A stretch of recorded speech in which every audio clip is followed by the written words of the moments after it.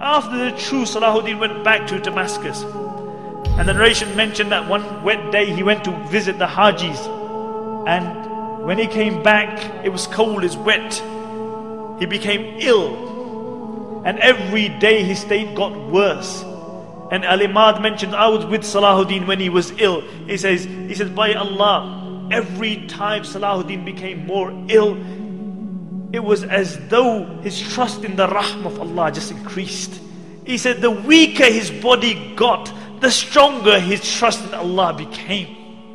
And even in that state, Salahuddin couldn't go to the masjid anymore. But he insisted on praying Salah with Jama'ah, and they would bring an Imam, they would help him up, and he would pray Salah in Jama'ah. On the 9th day, Salahuddin became unconscious. And Shaykh Jafar mentions that I was reciting the Quran by his bed, and when I reached the verses, Wallahu la ilaha illahu, alimul ghaybi wa shahada.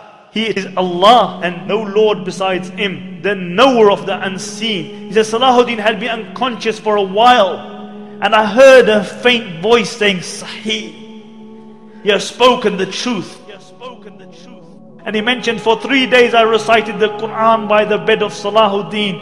And he said, on the final day when he passed away, I reached the verse, La ilaha illahu alayhi tawakkaltu. There is no God but Allah, and upon Him I trust. And I saw Salahuddin's face become radiant, and he recited the Shahada, and he left this dunya. And Ibn Shadad mentioned that this was the greatest calamity to befall the Muslims since the demise of the Khulafai Rashidun. Ibn Shadad mentions that many times I had heard the saying that I wish I could die on this place. And I always thought that this was an exaggeration. But he said, I realized the reality of that statement when Salahuddin passed away. He said, I wish I could have died on the place of Salahuddin. And Abdul Latif, the famous physician, says that he was mourned like a prophet because everybody loved him. The good loved him, the bad loved him, the Muslims loved him, the non-Muslims loved him. Everybody loved Salahuddin. And what did this king leave behind him? King of Egypt, king of Syria, Lebanon, Yemen. What did he leave behind him? He left 1 dinar and 47 dirhams, some armor and a horse.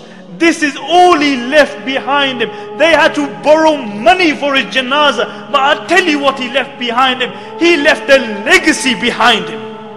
He left a legacy behind him. And this is why we are gathered here today. He passed away at the time of Fajr, and after Dhuhr they brought his body out. And the narrations mention that people screamed and cried as though the whole dunya had just become one place. And many people, when they saw his dead body, they couldn't believe it. They became unconscious. They didn't attend the janazah because they couldn't believe that Salahuddin had passed away, the liberator of the holy lands. And how was Salahuddin buried? They had to borrow money for a janazah. And Qadi Fadil gave a fatwa that Salahuddin should be buried with his sword, so that on the day of judgment when he's resurrected, and one of the 7 people who is under the shade of Allah is Imamun Adilun, a just ruler. When he's under the shade of Allah subhanahu wa ta'ala, he is leaning upon his sword. So everybody sees that this is the liberator of the holy lands. And on his tomb they wrote, because this was the man who liberated, this was the man who flung open the gates of fortresses and castles of the Christians, one after the other. And on his tomb they wrote, Oh Allah, as his final victory, open for him the gates of Jannah. Open for him the gates of Jannah. And my dear respected brothers and sisters listening at home, Salahuddin is one of the greatest heroes of Islam. And this is why we have gathered here to remember this. But the problem with many Muslims has become today, or with all Muslims, is that we live off our legacy. As a poet says, he said the Muslims come to the grave of Salahuddin, and they come again and again. And what do? They stand by the grave of Salahuddin and they say, Qum ya Salahuddin, Qum. Oh Salahuddin, stand up, oh Salahuddin, we need you. Can't you see what's happening in Iraq? Can't you see what's happening in Afghanistan? Can't you see the supine, spineless leaders that we have? Oh Salahuddin, we need you to liberate the holy lands. The poet says they come and they say, قُمْ يَا صَلَاحَ الدِّينِ قُمْ حَتَّى اشْتَكَ مَرْقَدُهُ مِنْ حَوْلِهِ الْعَفُونَ. He says, they come to his grave and they say, oh Salahuddin, stand, stand. Until his grave began to complain about the stench around it.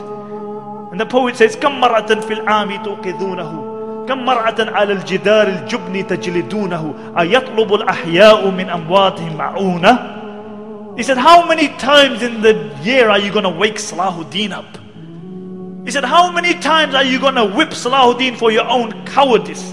And then he says sarcastically, أَيَطْلُبُ الْأَحْيَاءُ مِنْ أَمْوَاتِهِمْ مَعُونَةً. He said, has it come to the state that the living have started asking the dead for help? The living have started asking the dead for help. Nobody aspires to be a Salahuddin. Nobody tries to be a Umar ibn Khattab or Abu Dhar or Abu Bakr radiallahu anhum or a Khadija or a Fatima. Nobody aspires to be like them. We live off our legacy. You know, we remember these people, but none of us aspire to be like them. We can't be cowardice because we believe in a hereafter. You can't celebrate the life of Salahuddin and Umar ibn Khattab and then be cowardice yourself.